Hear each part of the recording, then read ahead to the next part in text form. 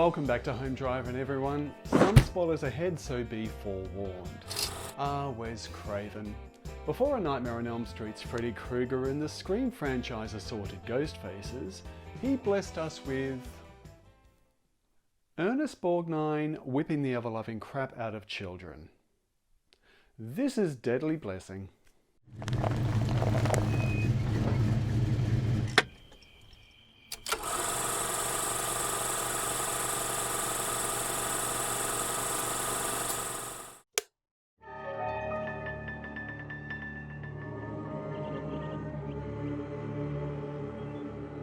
Deadly Blessing is a 1981 horror film that introduces Martha, a young woman married to Jim, a former member of an Amish-like religious community known as the Hittites, who live on a neighbouring farm.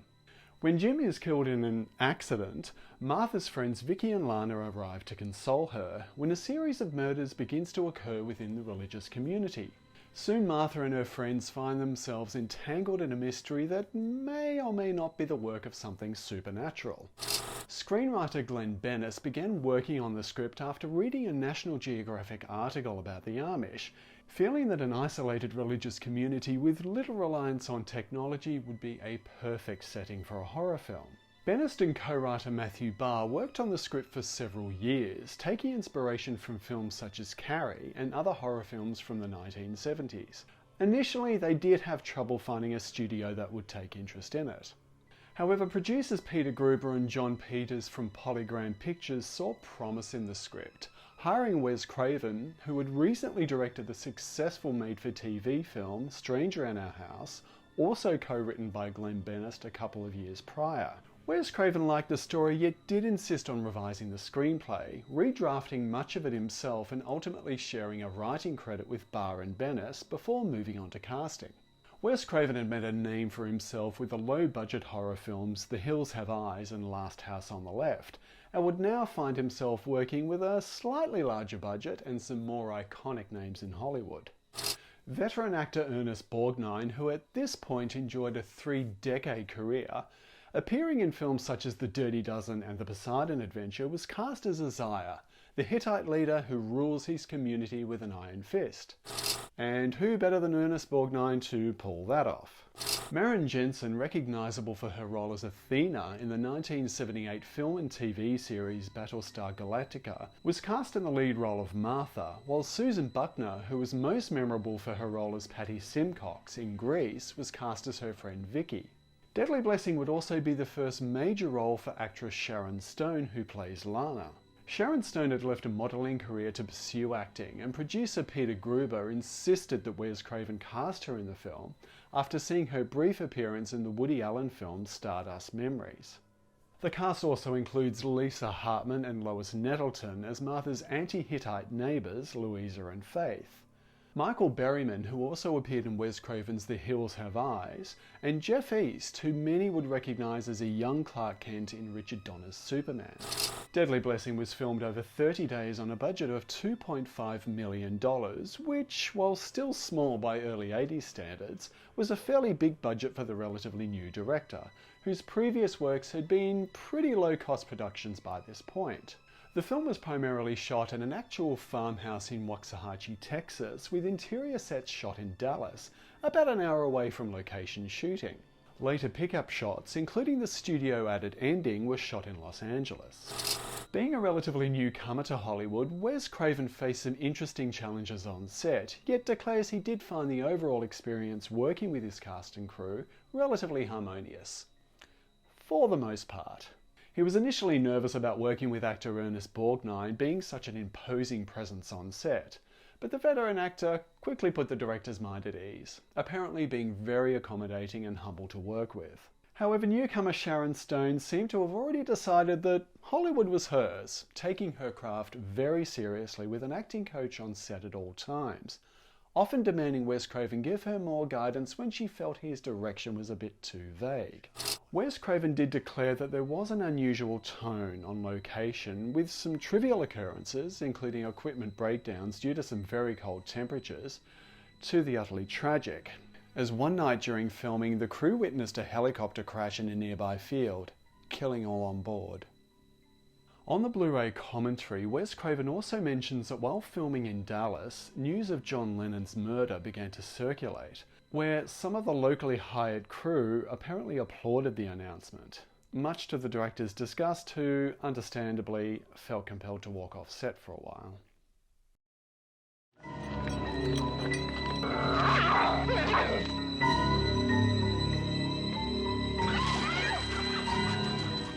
Deadly Blessing required the use of several animals on set, which created a unique set of challenges for the cast and crew.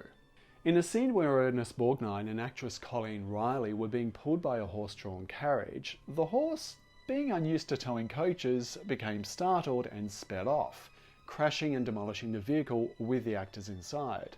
While Colleen Riley was uninjured, with Ernest Borgnine apparently cushioning her fall, Borgnine himself required a visit to the hospital where he remained for 3 days, yet did return enthusiastic to get back to work. Spiders played another huge role in the film, with tarantulas and Brazilian tree spiders being used. During one scene in a barn, Sharon Stone was required to have a tarantula crawl on her chest. Where Miss Stone insisted if she had to do it, Wes Craven had to do it first. Wes did oblige and handled the spider himself, apparently curing his arachnophobia henceforth. There were rumours of a live spider being placed into Sharon Stone's mouth during the film's most memorable dream sequence. However, the creature was in fact merely a foam rubber prop. No spiders were consumed during the making of this film. Chickens were also a bit of a hazard on set. Coming from a local slaughterhouse and reportedly being too sick for slaughter, they would tumble out of the rafters on top of the crew while shooting in the barn, which, incidentally, being riddled with dry chicken poop, also wound up causing respiratory problems for many of the crew. Nonetheless, not all the animals proved difficult to work with a bathtub scene seeing Maren Jensen being stalked by a snake, expertly performed by a potentially deadly water moccasin, which was, nonetheless, very well behaved on set.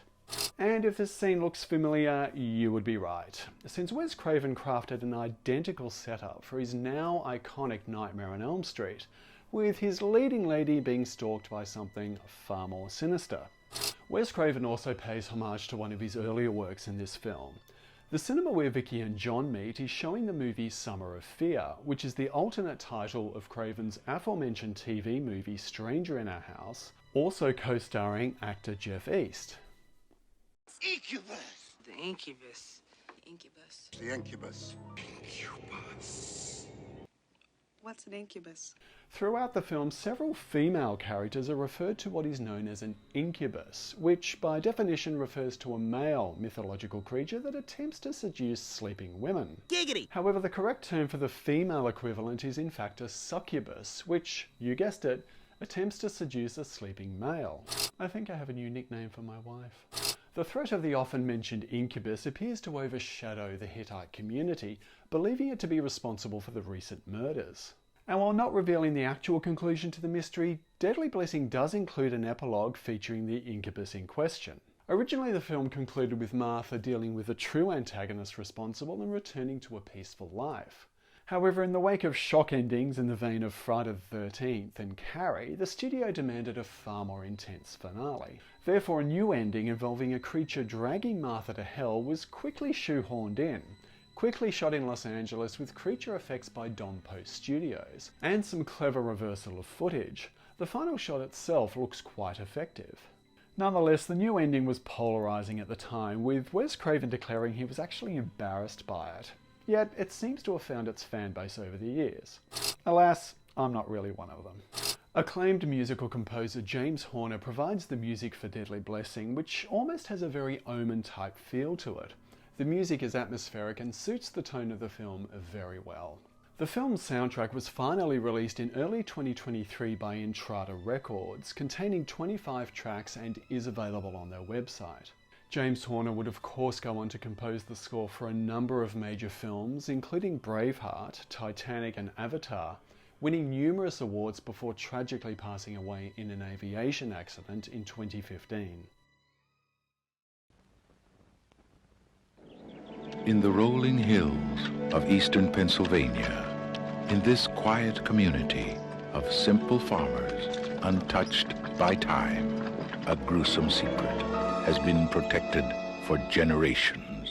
After being turned down by Universal Studios, who rejected the film after seeing the final product, distribution went to United Artists, releasing the film in August of 1981. Deadly Blessing did enjoy a brief run in theatres, making $8.3 million, yet was met with some fairly unanimous negative critical feedback, with Wes Craven believing it may have had something to do with such an unfamiliar setting. However, more recent reviews of the film have been far kinder, earning cult status and being recognised for its cinematography, attractive cast and effective sequences, often referred to as a hidden gem, yet still receiving criticism for its admittedly silly ending.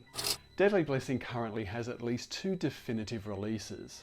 Shout Factory's excellent Blu-ray release in the United States provides cast interviews and an informative commentary with director Wes Craven and Sean Clark from Horror Hound magazine, while the Arrow Video double Blu-ray and DVD release in the UK features a different commentary with Wes Craven and David Gregory. Whichever one you choose, both releases are highly recommended. However, for my homegrown viewers, the Blu-ray release here in Australia by Cinema Cult has the movie. No features or commentary, just a bare bones release.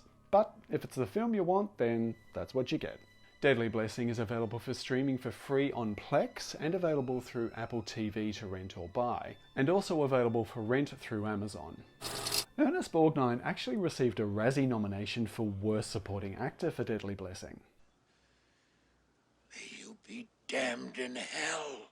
Yet this was also the system that nominated Stanley Kubrick for Worst Director for The Shining, so take that with a grain of salt.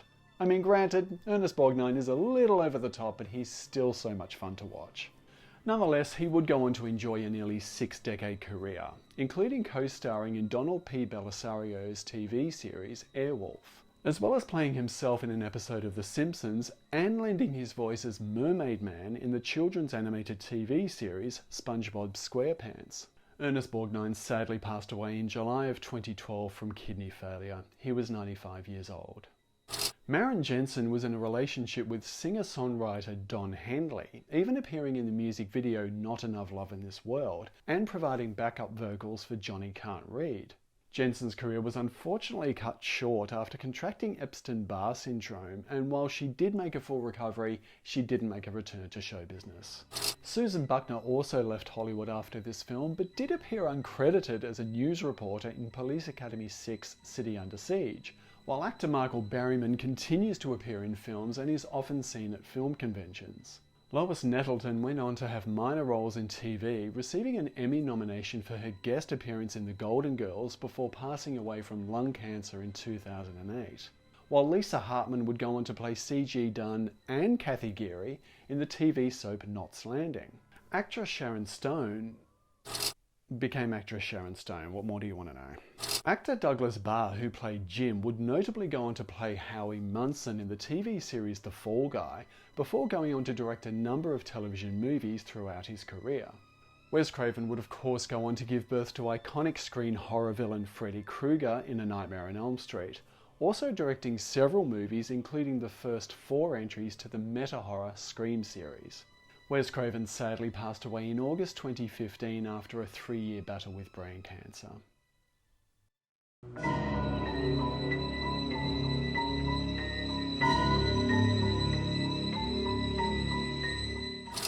Deadly Blessing has more than enough going for it to make it well worth your time. It's stylishly directed with some picturesque cinematography, a likeable cast and enough twists and turns to keep horror fans entertained.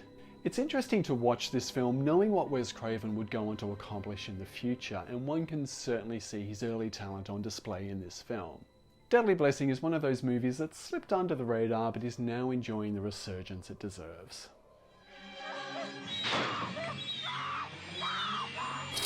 Thanks so much for watching, everyone. I will keep up these retrospectives, and if you could just like, share, subscribe in return just to help me grow this channel, I would be eternally grateful. As always, be good to yourselves and each other. I'll see you next time.